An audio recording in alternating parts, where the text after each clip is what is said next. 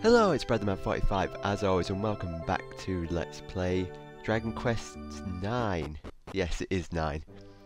We are in Stornoway, which is a lovely city.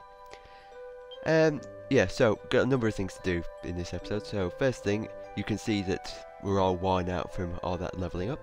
So I'm going to show you quickly the way you heal in all the towns from now on. And how you do that? To do that, you go to an inn. A lovely inn. You stay in the inn for incredibly low prices.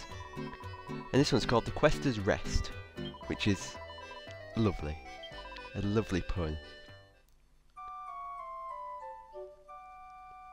And the jingle's worth going back to as well. I almost wanted to control my character then. Okay, so now that we've done that, we're going to get some actual clothes. But first off, we're going to stare at the screen here because it shows all the stuff. Oh, are we going to do something? Oh yeah, I'm going to equip the scale armor to somebody, because that's the armor that we got in the back end of the hexagon. Maxim can't wear it because martial artists can't really wear heavy armor. So I'm going to give it to Fall because he's the healer, and if anyone needs to stay alive, it's the healer. Also, the gold ring, that's somehow magically been detached from somebody, so I'm going to give it to Maxim. Because pineapples, it's the same colour as pineapple. Maxim's on the quest to find a golden pineapple. I don't know. So, welcome to the armor shop. Opposite the weapons shop. Look at that dude's hat. It's a funky hat. So we're gonna get a nice scale shield, which is a little bit more defensive than the leather shield because it's made out of actual hard materials. I'm gonna give that to Farfel because we need him to survive above all else. Bandana. That's what we're gonna get next because the leather hat's too expensive. Bandana increases magical mending, which is rather important to Farfel because that's, well, magical mending's how much it heals. Yeah. Oh, you should be able to see at the side of the screen lots of stats. That's going to be there from now on. I'm going to update them for each level, and it's going to be hard work. But it should be quite interesting so you can see how the stats differ for each class. Yeah. So we are going to get Maxim. Eventually, we are going to get Maxim a trading top because it's pretty high defense. Yeah, it's got a decent defense, and and it can actually wear it. That's going to be a bit of a problem with the martial artist one because they can't really wear any heavy equipment, which is available in lots of places, lots of chests. Also, lots of leather shoes, evasion chance. That means you can evade an attack and it would just miss completely. It's very useful. So it's more important than defense, really. That's what you look for in shoes, a good evasion chance.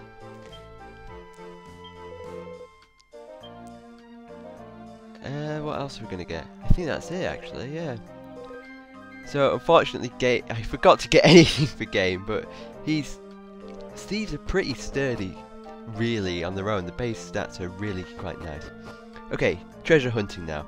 So first of all, if we're gonna open this blue thing and open up an anti-sleeping thing, and we got a seed of strength that increases the a single character's strength by a set amount. I'm not sure how much that amount is, but it's useful.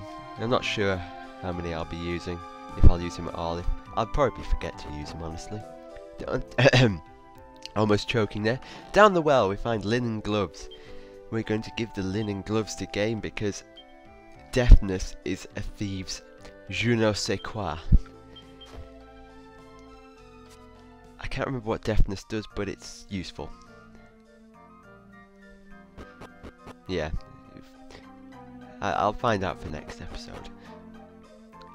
Lots of treasure chests in this place. One down the well, one in a secret underground thing. Here this guy tells you that blue chests are available in other worlds, and red chests are available in only your world. You can always get something good in a red chest. Like a nice lump of lambswool. Just what we need. It's completely useless at the moment. Also breaking all the stores because that's what we do. Also when you go downstairs in a place, the music sort of fades out a little. It's quite a nice effect. I didn't notice it until I was actually playing.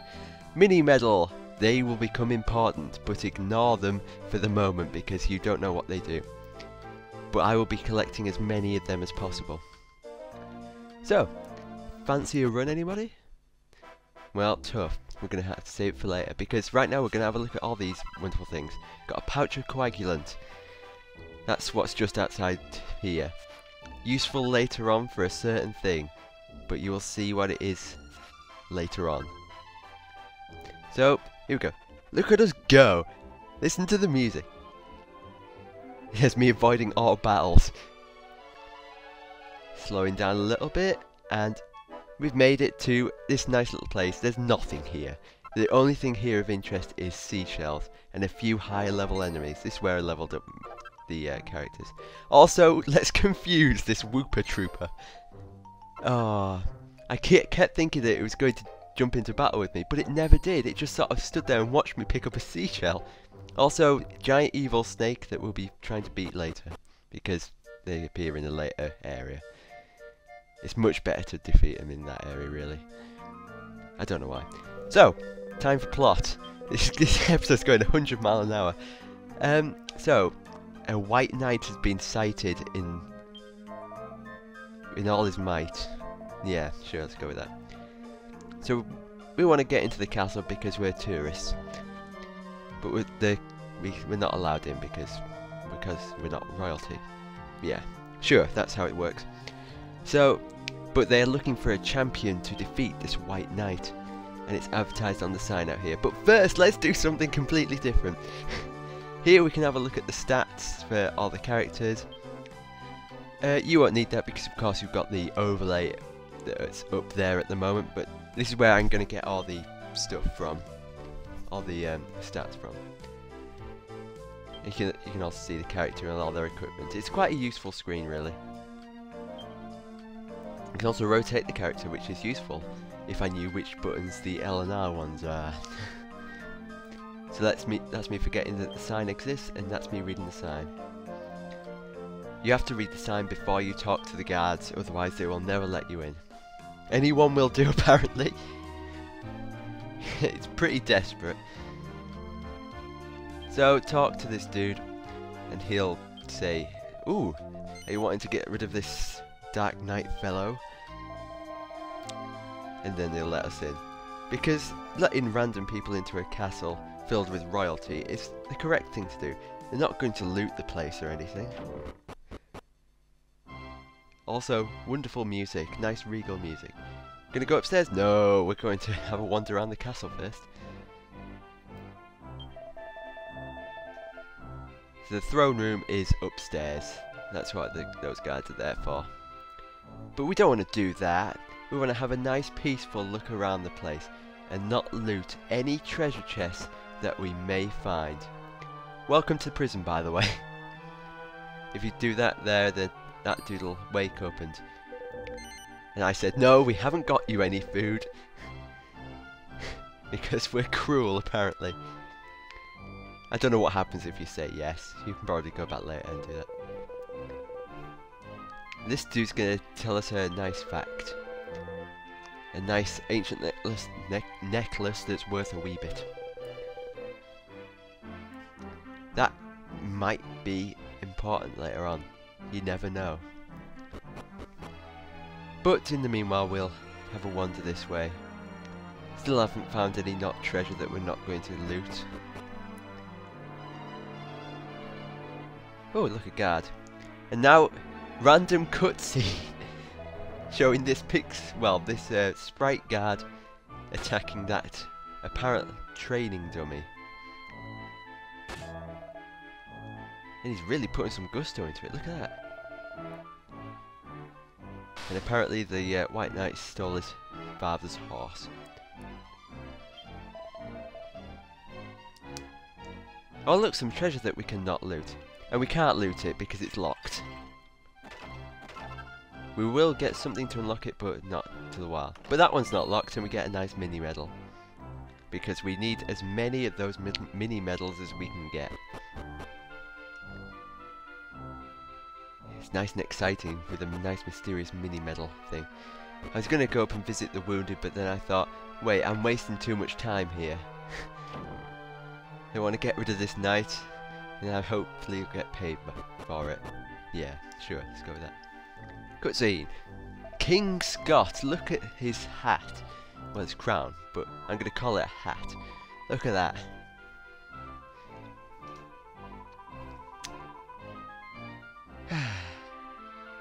Nice bit of plot.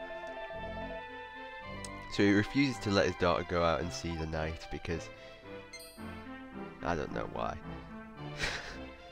He doesn't want to.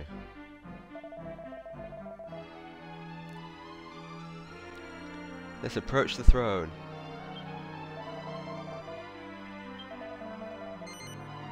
Yes, I did. Yes. I have to answer yes to both of those questions, just to get to this point.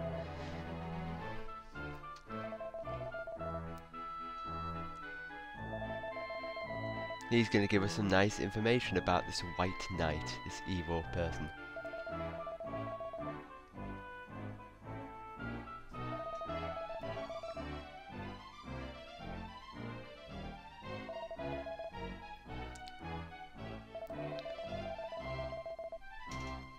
Yeah, there's nothing really left for me to say. This guy pretty much says it all.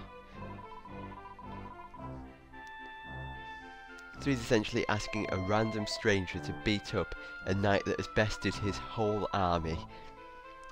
That's why he's the king.